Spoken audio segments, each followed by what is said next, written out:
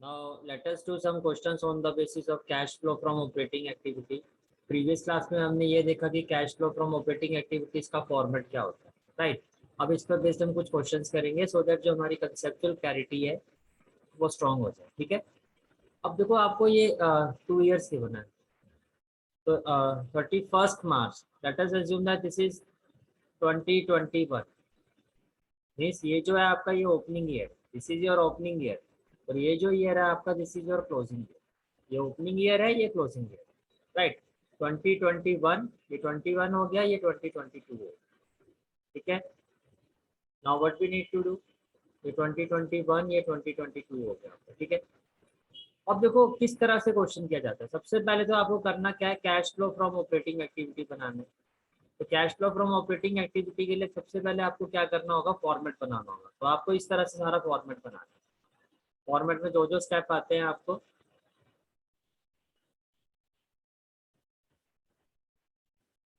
सबसे पहले क्या आता है, कैश फ्लो। आपने आपकी हेडिंग क्या होगी, cash flow statement by accounting standard third. अब ये पूरा कैश फ्लो स्टेटमेंट नहीं बनाना आपको, सिर्फ आपने जो फाइंड करना है वो cash flow from operating activity.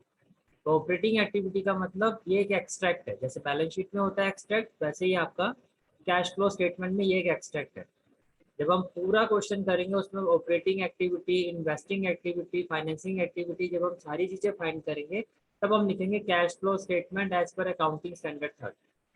और एज कि हमें जो कैश फ्लो स्टेटमेंट है उसका एक पार्ट बनाना है, मीन्स हमें सिर्फ ऑपरेटिंग एक्टिविटी बनानी है, तो हम लिखेंगे एन एक्सट्रैक्ट। तो ये उसका एक पार्ट है, it is an extract of cash flow statement.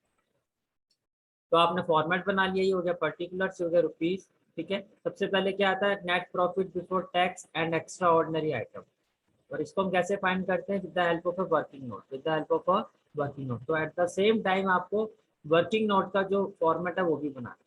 Working note में आप क्या लिखोगे, calculation of net profit before tax particular rupees, right. Then तो नेक्स्ट स्टेप हमारा क्या होता है, हम ऐड करते हैं इसमें नॉन ऑपरेटिंग या नॉन कैश एक्सपेंसेस। जो भी क्वेश्चन में नॉन ऑपरेटिंग और नॉन कैश एक्सपेंसेस होंगे वो हम इसमें ऐड करेंगे। फिर इसमें से हमें लेस क्या करना होता है, नॉन ऑपरेटिंग इनकम।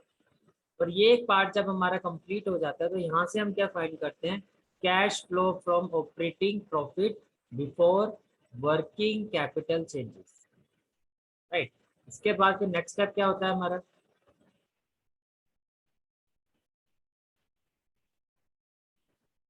फिर हम एडजस्टमेंट करते हैं related to working capital. Working capital का मतलब करंट एसेट्स और करंट लायबिलिटी में जो चेंजेस होते हैं उनको लेके हम कैश का इनफ्लो और आउटफ्लो शो करते हैं।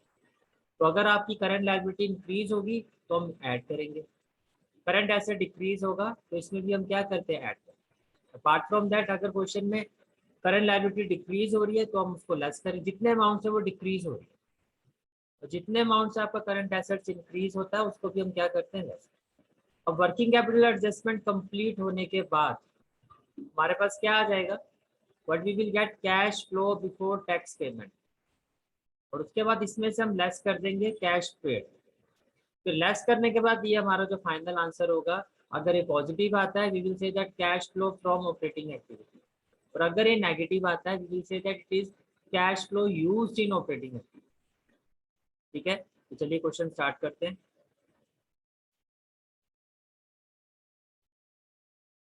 अब देखो क्वेश्चन करने का तरीका क्या होता है, क्वेश्चन करने का वे ये होता है हमारा कि एक एक करके आप सभी चीजों को देखते जाओ, और जो चीज जहां पर एडजस्ट होगी वहां पर उसको करते जाओ। फॉर्मेट इसीलिए बनाया जाता है, this is the exact way to do the cash flow question, कि पहले सारा फॉर्मेट बना लो। जैसे आपने देखा equity share capital, equity share capital का ऑपरेटिंग एक्टिविटी में कोई काम नहीं है, तो इसमें हमें कुछ नहीं करना।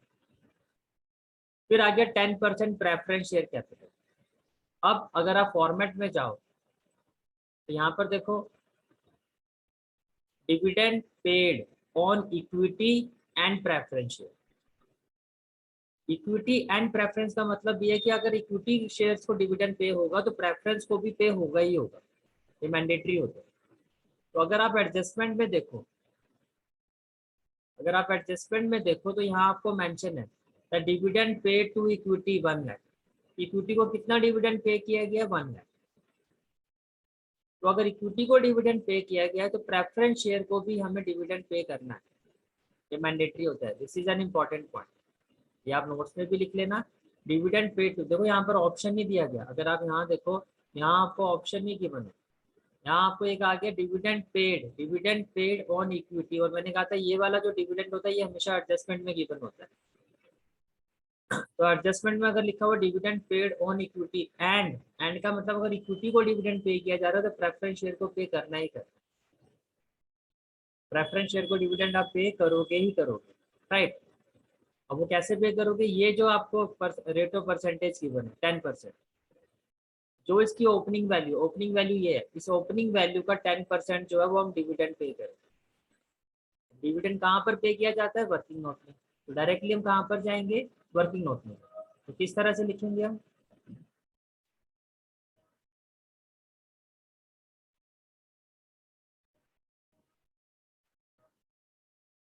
We will write dividend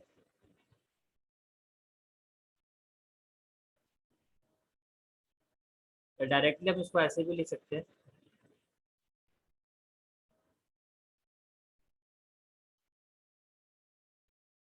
equity dividend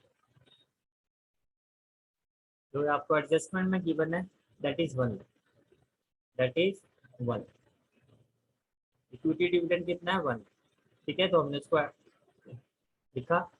इसी तरह से हम क्या लिखेंगे, प्रेफरेंस डिविडेंड,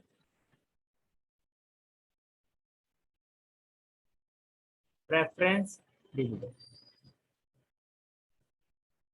प्रेफरेंस डिविडेंड कितना होगा आपका, प्रेफरेंस डिविडेंड होगा 10% of this opening value, 10 lakh का 10% कितना होगा 1 लाख, तो प्रेफरेंस डिविडेंड भी आपका कितना होगा 1 lakh, 1, right. Now let's go to the question again. Now what has been given in the question, देखो यहाँ पर एडजस्टमेंट गिवन है टैक्स मेड। अब जो टैक्स मेड होता है ये भी वर्किंग नोट में जाता है, जो टैक्स मेड होता है वो हमारा कहाँ पर जाता है, वो हमारा वर्किंग नोट में जाता है, right.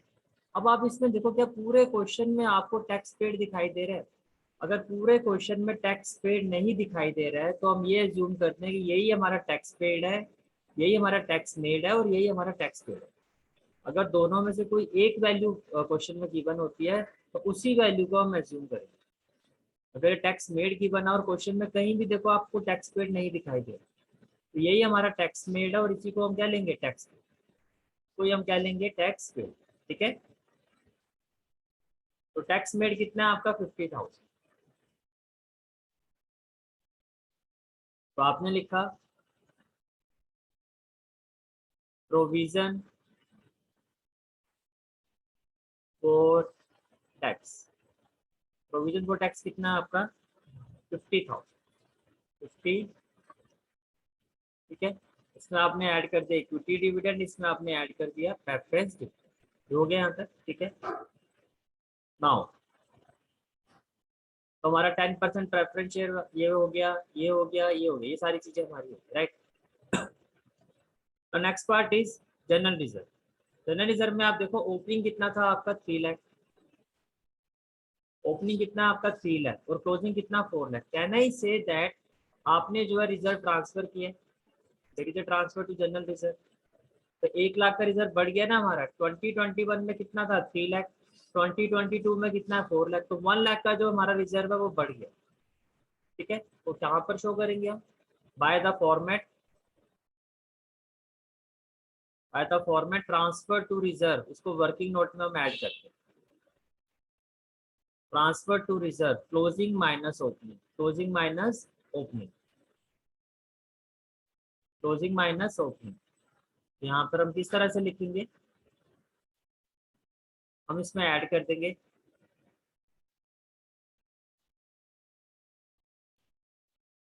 Transfer to reserve, transfer to reserve bracket में क्लोजिंग माइनस ओपनिंग, क्लोजिंग कितना है 4 लाख, ओपनिंग कितना है 3 लाख, 4 लाख माइनस 3 लाख ये कितना हो जाएगा हमारा 1 लाख, तो कितना हो जाएगा हमारा 1 लाख। ओके, अब नेक्स्ट वैल्यू क्या गिवन है क्वेश्चन में, that is profit and loss account. Profit and loss account opening value कितनी है 2 लाख, क्लोजिंग वैल्यू कितनी है 3 लाख। तो क्या होता है closing minus opening, 3 lakh minus 2 lakh, तो कितना प्रॉफिट हुआ। देखो जो प्रीवियस ईयर का होता है ये ओपनिंग वैल्यू होती है, जो current year C for current C for close, यानी करंट ईयर में हमारा जो प्रॉफिट है वो कितना है वो 3 लाख है, प्रीवियस ईयर में कितना था 2 लाख। तो कहने say that closing minus opening 3 lakh minus 2 lakh, ये 1 लाख हो गया आपका, राइट। ये कितना हो गया आपका 1 lakh. What we will do now, हम इसमें ऐड कर देंगे profit and loss, profit and loss,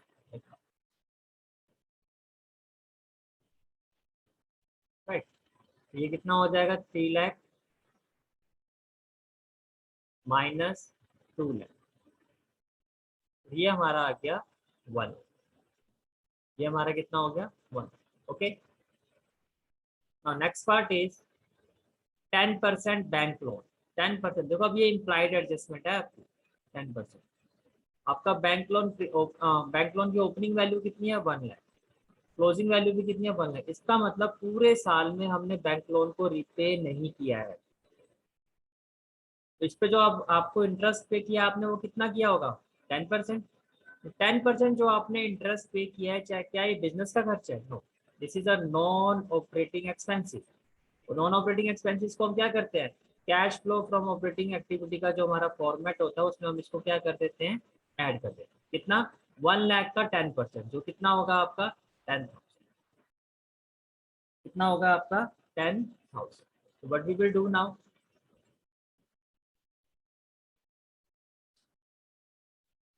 हम नॉन ऑपरेटिंग एक्सपेंसेस में आएंगे और यहाँ पर क्या लिखेंगे,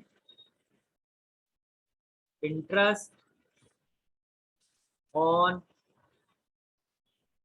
bank loan, how much 10% of 1 lakh, 10% of 1 lakh, तो कितना हो गया हमारा 10,000। ये भी हो गया क्लियर, ठीक है। Let's go to the next part, creditor. अब क्रेडिटर क्या होता है आपका करंट लायबिलिटी, क्रेडिटर क्या होता है करंट लायबिलिटी। प्रीवियस ईयर में कितना था 2 लाख, करंट ईयर में कितना है 1 लाख, तो क्रेडिटर की वैल्यू जो है आपकी वो डिक्रीज हो रही है, क्रेडिटर की वैल्यू डिक्रीज हो रही है। तो ये वर्किंग कैपिटल में चेंजेस आ रहा है, करंट एसेट्स और करंट लायबिलिटी में जो चेंज होता है वो वर्किंग कैपिटल चेंजेस होता है। तो what we will do, current liability की वैल्यू डिक्रीज हो रही है, तो यू कैन सी दैट अगर करंट लायबिलिटी की वैल्यू डिक्रीज होती है, अगर करंट लायबिलिटी की वैल्यू क्या होती है डिक्रीज होती है, तो हम उसको क्या करते हैं लेस करते हैं। अगर करंट लायबिलिटी की वैल्यू डिक्रीज हो रही है तो हम उसको क्या करेंगे लेस करते हैं, क्या करेंगे लेस करेंगे, राइट। तो what we will do here, we will write a creditor. Creditor की वैल्यू कितनी डिक्रीज हो रही है हमारी 1 लाख डिक्रीज हो रही है, यहाँ पर किस तरह से, right. Now next value is building. Building देखो प्रीवियस ईयर में बिल्डिंग की वैल्यू 10 लाख थी, करंट ईयर में बिल्डिंग की वैल्यू है 9 lakh. Can I say that building की जो वैल्यू वो डेप्रिशिएट हो गई, तो प्रीवियस ईयर में जो बिल्डिंग 10 लाख की थी वो करंट ईयर में 9 लाख की होगी, तो यहाँ पर इसकी वैल्यू क्या होगी डेप्रिशिएट होगी। तो डेप्रिशिएट होने का मतलब क्या, ये आपका अगेन क्या है, ये आपका अगेन नॉन कैश एक्सपेंसिस है। तो नॉन कैश एक्सपेंसिस को हम क्या करते हैं ऐड करते हैं। कितना डेप्रिशिएट हुआ है 1 लाख, कितना डेप्रिशिएट हुआ है 1 लाख। तो नॉन कैश एक्सपेंसिस में, नॉन कैश एक्सपेंसिस में हम क्या लिखेंगे डेप्रिशिएशन, डेप्रिसिएशन। कितना डेप्रिसिएशन है 1 लाख, ये भी हो गया। Now next value is debtor. Debtor देखो प्रीवियस ईयर में कितना है 4 लाख, अब डेटर होता है आपका करंट एसेट्स। नेक्स्ट वैल्यू आपकी गुडविल है, गुडविल होता है इंटेंजिबल एसेट्स। गुडविल क्या होता है इंटेंजिबल एसेट्स। अब इसमें हमने क्या पढ़ा था, अगर इसकी वैल्यू डिक्रीज होती है और इंटेंजिबल एसेट्स की वैल्यू डिक्रीज होने का मतलब क्या होता है, इसको हम क्या कहते हैं, राइट ऑफ, और इसके लिए हम एक वर्ड यूज करते हैं एमोर्टाइज। कभी भी इंटेंजिबल एसेट्स के लिए आप डेप्रिशिएट वर्ड यूज नहीं करोगे। डेप्रिशिएट वर्ड यूज किया जाता है फिक्स्ड एसेट्स के लिए, जैसे कि हमने यहाँ बिल्डिंग के लिए किया, right. Intangible asset like goodwill, patent, हम जो वर्ड यूज करते हैं अगर इनकी वैल्यू डिक्रीज होती है, किसी भी इंटेंजिबल एसेट्स की वैल्यू डिक्रीज होती है, तो इसके लिए हम वर्ड यूज करते हैं राइट ऑफ या एमोर्टाइज। राइट ऑफ या एमोर्टाइज। प्रीवियस ईयर में कितना है 6 लाख, करंट ईयर में कितना है 5 लाख। तो देखो इसकी वैल्यू डिक्रीज हो रही है, कितनी डिक्रीज हो रही है 1। It mean goodwill right of, या आप लिखोगे गुडविल एमोर्टाइज। और ये क्या होता है आपका non cash expenses. Non cash expenses में हम क्या करेंगे, इसको ऐड करेंगे by how much amount 1 lakh. What we will do now, we will write it as goodwill return off, goodwill return, goodwill return off कितना 1। गुडविल रिटर्न ऑफ कितना हो गया आपका 1, राइट। ओके, फिर नेक्स्ट वैल्यू क्या आती है आपकी, नेक्स्ट वैल्यू आती है आपकी डेटर। डेटर क्या होता है, करंट एसेट। प्रीवियस ईयर में कितना था 4 लाख, करंट ईयर में कितना है 6 लाख। कहने से डेटर की वैल्यू आपकी इंक्रीज हो रही है, और करंट एसेट अगर इंक्रीज होता है तो हम इसको क्या करते हैं, लेस करते हैं। कितना इंक्रीज हो रहा है 2 लाख, कितना इंक्रीज हो रहा है 2 लाख। ये वर्किंग कैपिटल चेंजेस है। What we will do now, increase in current assets. Current assets हमारा क्या हो रहा है, इंक्रीज हो रहा है। कौन सा करंट एसेट्स, डेटर, राइट। कितनी वैल्यू से इंक्रीज हो रहा है 2 लाख, तो यहाँ पर क्या आ जाएगा आपका 2, ये भी हो गया, ठीक है। Then next value is stock. Previous year में कितना था हमारा स्टॉक 8 लाख, करंट ईयर में कितना 11 है। स्टॉक भी आपका करंट एसेट्स होता है, और स्टॉक की वैल्यू भी आपकी क्या हो रही है, इंक्रीज हो रही है। इंक्रीज होने का मतलब अगेन आप क्या करोगे, ये वर्किंग कैपिटल चेंजेस है, और इसको क्या करोगे आप लेस करोगे। क्या करेंगे हम, लेस करेंगे, right. By how much value 3 lakh.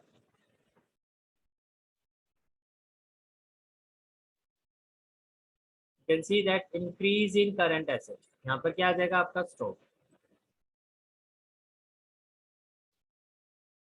Stock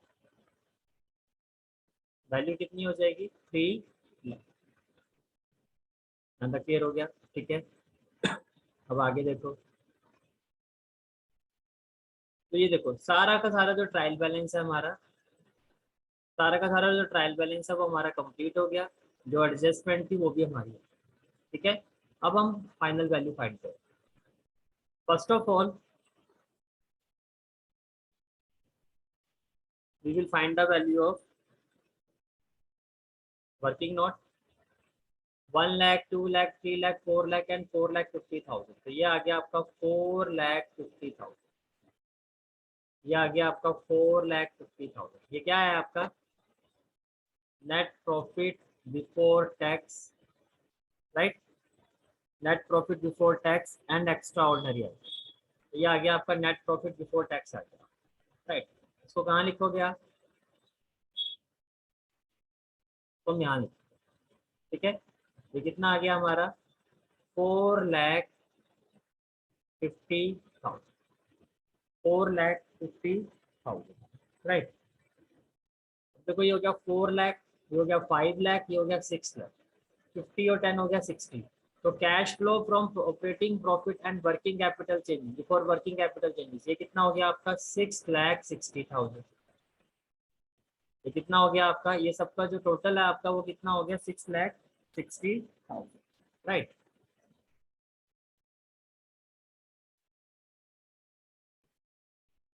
अब यहाँ देखो आप, ये जितनी भी आपकी वैल्यू आई है, ये जितनी भी आपकी वैल्यू आई है टैक्स पेड, मैंने क्या कहा था, जो आपका टैक्स मेड है, क्वेश्चन में कहीं भी टैक्स पेड गिवन नहीं है, तो जो आपका ये टैक्स मेड है इसी को हम टैक्स पेड लेंगे। तो टैक्स पेड पर आप क्या लिखोगे, लेस कर दोगे 50,000, 50,000। ये हो गया 3 और 2 5, 5 और 1 6, 6,50,000, 6,50,000। देखो 6,60,000 आपका प्लस आ रहा है और यहाँ 6,60,000 आपका क्या आ रहा है, माइनस में। क्या आ रहा है आपका, माइनस में। तो can I say that the final answer will be 10,000 positive, 6,60,000 positive value, and ये इसका जो टोटल है आपका ये आ रहा है 6,50,000। तो फाइनल आंसर कितना आ गया, 10। पॉजिटिव आ रहा है ना, उसको किस तरह से लिखोगे आप, cash flow used in, positive आ रहा है, cash flow from, cash flow from operating activity. This is the final answer of this question. This is the final answer of this question. Okay, मैं फिर से एक्सप्लेन कर देता हूँ किस तरह से क्वेश्चन को किया जाता है। सबसे पहले आपको बनाना क्या है, कैश फ्लो फ्रॉम ऑपरेटिंग। इसके लिए आपको क्या करना है, आपको इसका फॉर्मेट बनाना होगा। सारी फॉर्मेट में जो भी चीजें होती है, जैसे यहाँ पर देखो क्वेश्चन में जो है आपका वो नॉन ऑपरेटिंग इनकम नहीं गिवन था, तो यहाँ पर लिख दो आप ले, गिवन ही नहीं है क्वेश्चन की वैल्यू 0। तो जो भी क्वेश्चन में सारी चीजें होती हैं सारी फॉर्मेट की आपने हेडिंग लिख दो। उसके बाद फिर आपको क्या करना है, आप एक वर्किंग नोट बनाओ, ठीक है। फिर आपको क्या करना है, एक एक करके आप इस ट्रायल बैलेंस को स्टडी करते जाओ, जो आइटम जहां पर प्लेस होगी वहां उसको प्लेस करते जाओ। जब पूरा ट्रायल बैलेंस और आपकी जितनी भी एडजस्टमेंट है, जब इसको पूरा प्लेस कर दोगे, सारी वैल्यूज आपकी जहाँ जिस जिस कॉलम में आनी चाहिए, जिस जिस पोर्शन में आनी चाहिए, वहां जब उसको प्लेस कर दोगे, फिर आपको क्या करना है, सबसे पहले वर्किंग नोट को क्लोज करना है। वर्किंग नोट को क्लोज करने के बाद आप सबसे पहले इस वैल्यू को लिखोगे, net profit before tax and extraordinary item. After placing this value over here what we will do, फिर आपको पूरी कैलकुलेशन करनी है and you will have your answer, you will have your answer. ठीक है, मैं क्वेश्चन और करवा देता हूँ आपको ताकि आपको अच्छे से कंसेप्ट क्लैरिफाई हो, राइट।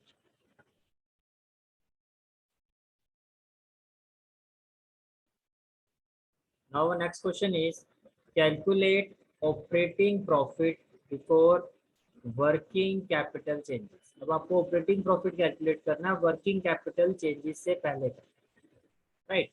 तो अगर मैं क्वेश्चन के हिसाब से बात करूं, फॉर्मेट के हिसाब से बात करूं, तो सबसे पहले हमें क्या फाइंड करना होगा, नेट प्रॉफिट बिफोर टैक्स। इसके बाद सेकंड स्टेप क्या होगा, नॉन ऑपरेटिंग एक्सपेंसेस और नॉन कैश एक्सपेंसेस को हम क्या कर देंगे, ऐड कर देंगे। फिर इसमें से हम लेस कर देंगे नॉन ऑपरेटिंग इनकम। और ये सब सॉल्व करने के बाद what we will get, operating profit before working capital change, operating profit before working capital change. सिर्फ इतना ही करना है इस क्वेश्चन, ओके। देखो फर्स्ट आइटम क्या है आपकी, net profit before tax and extraordinary item, ये आपको गिवन। यहाँ आपको वर्किंग नोट बनाने की जरूरत नहीं है, there is no need to find net profit before tax and extraordinary item through working note as it has been given in the question। तो सबसे पहले इसको लिखेंगे हम 4,47,000, कितना है 4,47,000।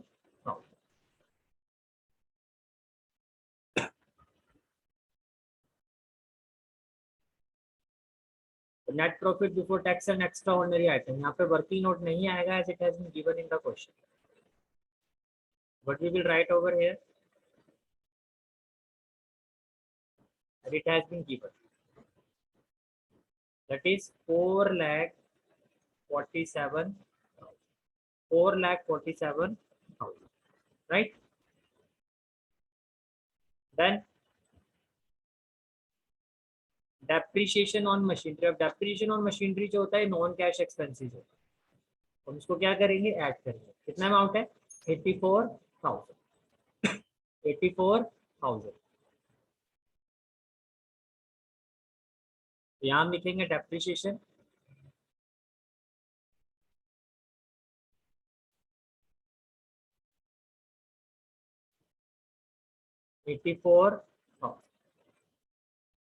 right, and the next value is interest on borrowing. Again interest on borrowing जो है आपका वो नॉन ऑपरेटिंग एक्सपेंसेस है, इसको भी हम क्या करेंगे, ऐड करेंगे। अमाउंट कितना है, 16,800। कितना अमाउंट है, 16,800।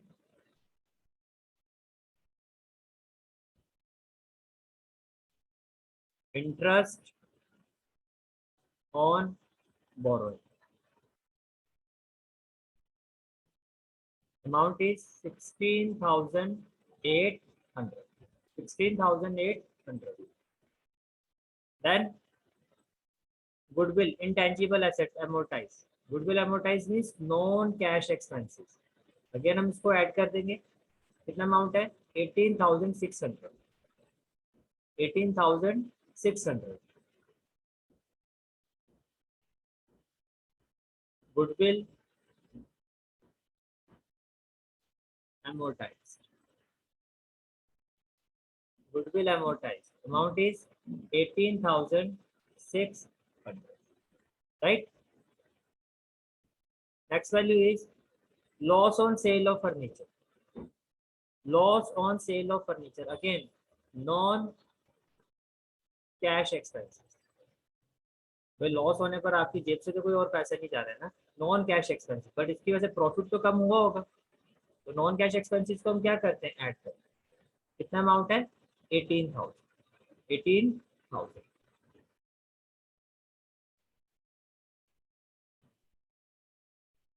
Loss on sale of furniture.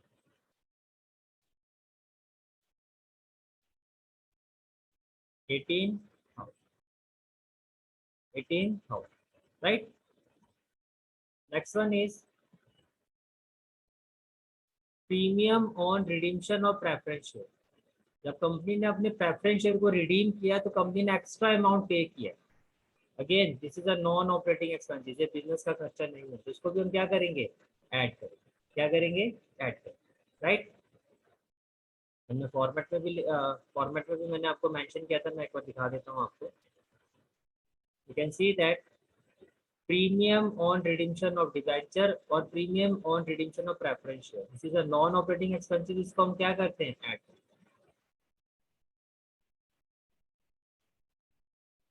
What we will write here? Premium on redemption. Premium on redemption. That is 6,000.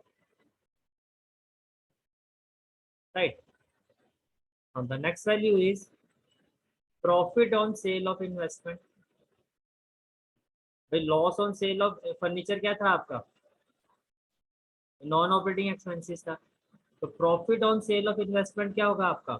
Non operating income. तो बिजनेस की इनकम नहीं है, तो इसको हम क्या करते हैं? लेस करेंगे. कितना अमाउंट है? 12,000. 12,000. So what we will write over here? Gain on sale of investment. Amount is 12,000. Right? हम लेस करेंगे. The next value is interest and dividend received on investment. अब देखो इंटरेस्ट और डिविडेंड जो भी आप रिसीव करो ये बिजनेस की इनकम नहीं है, it is again a non operating income. Non operating income में तो हम क्या करेंगे? लेस करेंगे. 27,600. 27,600. What we will write over here? Interest and dividend received. Amount is 27,600. 27,600.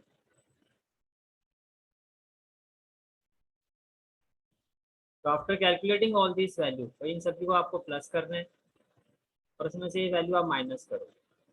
Overall जब इसको आप कैलकुलेट करोगे your answer will be 5,50,800. That is operating profit before working capital changes. ठीक है, मैंने आपको दो क्वेश्चन करवा दिए, एक पूरा ऑपरेटिंग प्रॉफिट कैसे फाइंड किया जाता है और एक operating profit before working capital changes. Okay.